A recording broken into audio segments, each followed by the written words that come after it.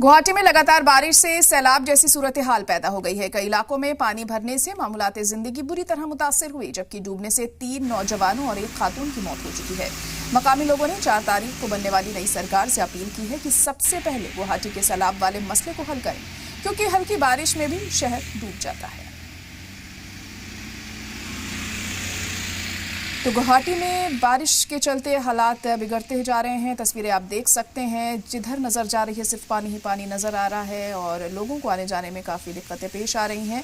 आपको बता दें कि कई लोगों की जान भी इसके मद्देनजर चली गई है। सैलाब जैसे हालात यहाँ पर बने हुए हैं इस वक्त और मामूलाते ज़िंदगी बुरी तरह से मुतासिर हुई है और 3 नौजवानों की डूबने से मौत हो गई, तो वहीं 1 खातून की भी मरने की खबर सामने आ रही है। मकामी लोगों ने 4 तारीख को बनने वाली सरकार से अपील की है कि सबसे पहले गुवाहाटी के सैलाब वाले मसले को हल करें, क्योंकि हल्की बारिश में भी शहर डूब जाता है। और ये तस्वीरें देखकर भी अंदाज़ा लगाया जा सकता है कि इस वक्त गुवाहाटी के क्या हालात हैं और किन हालात का सामना इस वक्त लोग यहाँ पर कर रहे हैं। तो हल्की बारिश में भी आप देख सकते हैं जगह जगह पानी नजर आ रहा है, सड़कों पर गाड़ियां किस तरह से चल रही हैं ये समझा जा सकता है इन तस्वीरों को देखकर।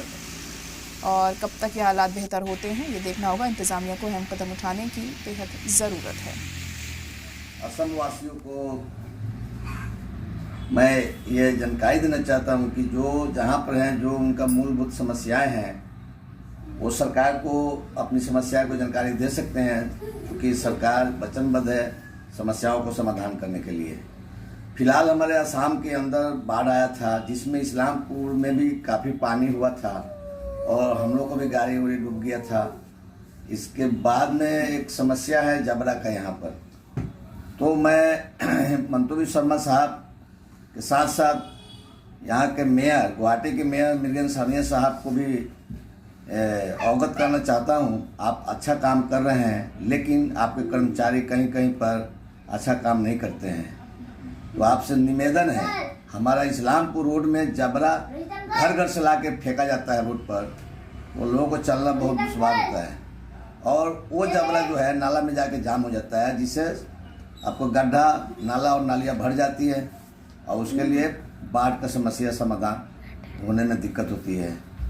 ये सरकार से भी मांग है, नौतन बसर जो नया सरकार का गठन हो रही है, चाहे जिस भी पार्टी की सरकार हो, उनसे मैं निवेदन करूंगा कि आप अच्छा से सरकार चलाएं। अभी जो गुवाहाटी में बारिश होने की वजह से जो बारिश होती है, कृत्रिम बांध जो होती है, बाढ़ होती है, उसमें जो है गुवाहाटी में रहने वाले जो गुवाहाटी की वासी है, इतना दिक्कतें हो रही है। घर से निकलने के लिए भी डर है। अभी बारिश हो गया तो घर का लोग सोचते हैं मेरा लड़का, ये घर का जो लोग है, बंदा लोग है, आएगी या नहीं आएगी, क्योंकि अभी इस बार देखने को मिला है, पहले बारिश में भी 4 लोगों की मौत की खबरें आई है, देखने को मिली है। एक महिला है, 3 नौजवान लड़के हैं, वह युवक जो है डेथ हुई है पानी के वजह से। अभी गवर्नमेंट जो है, अगले गवर्नमेंट जो था 5 साल में ब्रिज बनाया है, फ्लाईओवर बनाया है, लेकिन फ्लाईओवर बना के जो गुवाहाटी के कृत्रिम बांध है उसको रोक नहीं पा रहा है।